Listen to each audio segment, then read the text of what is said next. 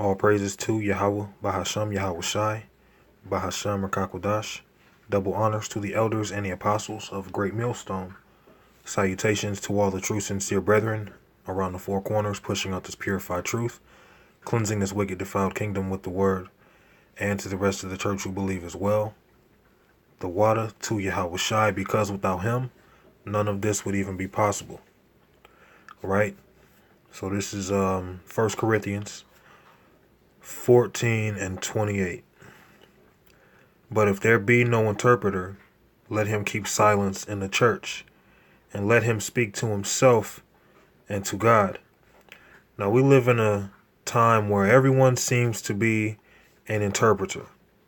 You have a bunch of people who don't even believe in the Bible, but then when you pull out the Bible and you break it down to them, all of a sudden they're trying to interpret the scriptures to you based off of how they feel, really to destroy the simple fact that they're being cut in the spirit.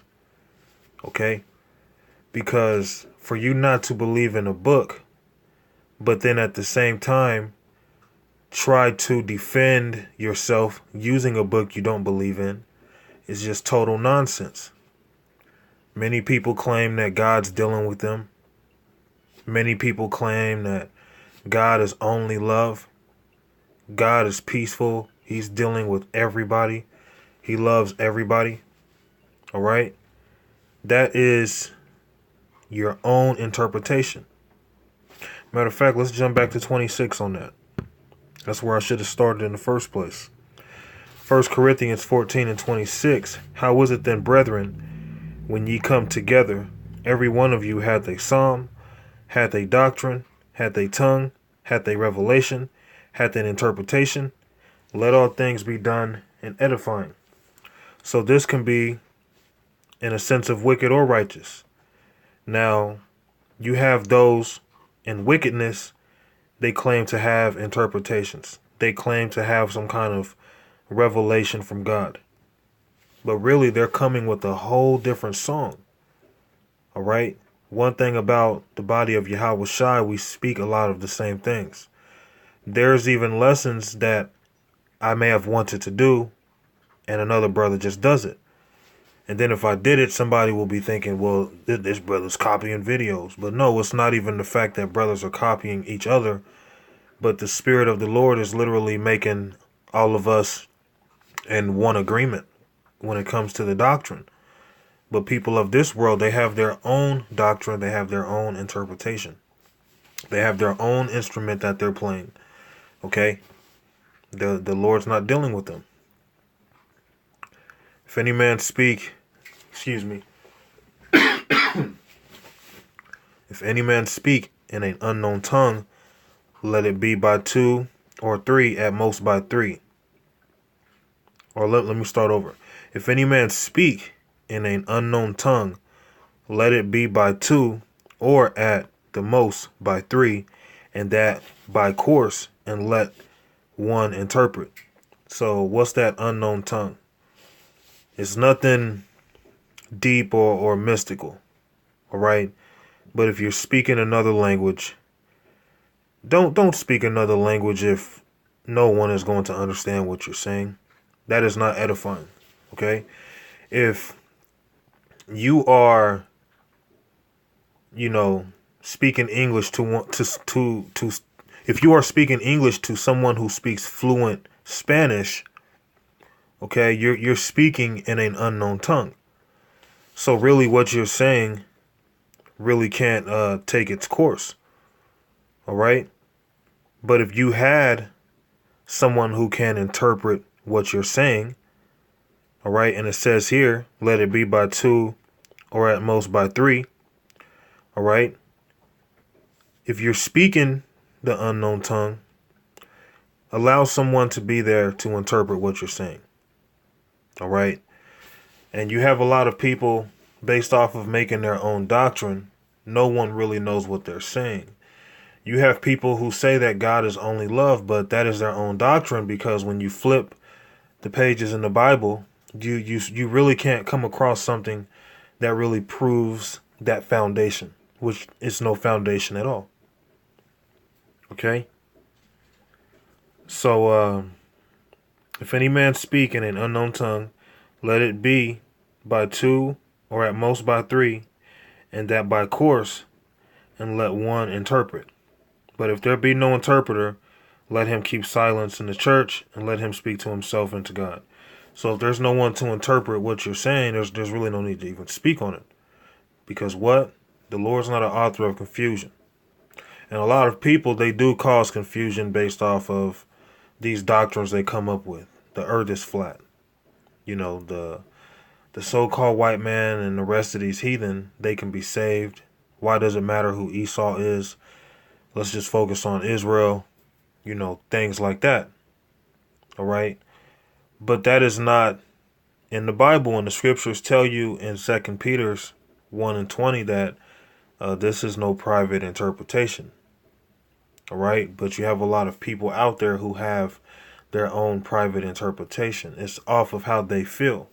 That's why many people who claim to believe the Bible, once you cut them with the Bible, all of a sudden, well, didn't man write that book? Well, hasn't things been added to that just to cover up themselves? A lot of these 2/3 are cover-up artists. All right? And that's why 2/3 also believe in that no snitching. If you snitch, you're a tattletale. You know, you're taught that from a young child. All right? But you have different levels of snitches. You have snitches in wickedness. You also have snitches in righteousness. All right? But that's on a different topic here. But I'm going to jump to the book of Ecclesiastes 8 and 1. Who is as the wise man, and who knoweth the interpretation of a thing? A man's wisdom maketh his face to shine, and the boldness of his face shall be changed. All right, so this wisdom makes your face shine. And really, you stick out to people. People notice something different about you, whether you try to show it or not. The spirit of Yahweh and Yahweh Shai is not the spirit of death. It's the spirit of life. It's the spirit of light as well. So being light in a dark place, you are naturally going to draw attention to yourself, whether knowingly or unknowingly. Who is as the wise man, who knoweth the interpretation of a thing? Now, who knows the interpretation? Well, whoever would know the interpretation of these scriptures, they would have to be wise. Now, who are those who understand the interpretation of the scriptures? The elect. All right? The elect are considered wise. Although the elect, they were once men who sinned and did things unwillingly to an extent because they did not know the levels of truth that they know now to really even correct themselves. And I say they because, you know, we don't know who the elect may be, but we all who, you know, have faith that we are of that number because we are doing what the elect would be doing, right? Okay? Ecclesiastes 8 and 1. Who is as the wise man, and who knoweth the interpretation of a thing? A man's wisdom maketh his face to shine, and the boldness of his face shall be changed. And guess what? This truth does that to you. The boldness of your face shall be changed. You know, you might find yourself, you know, just looking more serious. Not saying you can't have a sense of humor or laugh and things like that, but this truth will even change your visage, your face. Have you looking more serious. You know, wisdom maketh your face to shine, so people will see that glow upon you. All right? And the scriptures tell you how we will stand in great boldness. So we have the ability to face the eyes of this world. To the fact that, you know, not an arrogance or pride or nothing like that, but you have to be confident to face the world when you're out there teaching, per se, okay? So we, you know, who have this truth, you know, the men of Great Millstone, starting with the elders and the apostles, and, you know, the few who are outside of Great Millstone, but who teach the same thing, they have the interpretation. So that would make them the wise men. That would make us the wise men. All right. So you have a lot of those who claim to know the Bible and they don't. And, really they just need to keep quiet. All right. They just need to shut up because they don't know what they're talking about. And the reason why they don't get what we're talking about, well, I'll close it out with this because I got to get back to work. I'm on my lunch break. This is John 7:16. Yahushua answered them and said, my doctrine is not mine, but his that sent me. So what is that saying?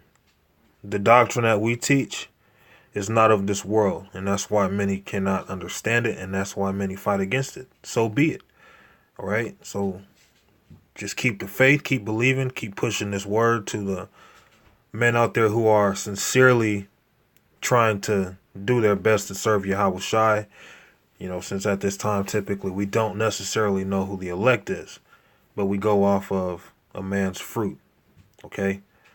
To the rest of the church out there, just, keep the faith, keep watching the videos, do your best to stay in order and, pray more, beg the Lord for forgiveness, seeing that we all need repentance, and, may the Lord continue and remain with the sincere Akyam and Akwat out there. All right. Well, Shalom. Kahala Yahweh Bahasham Yahushai.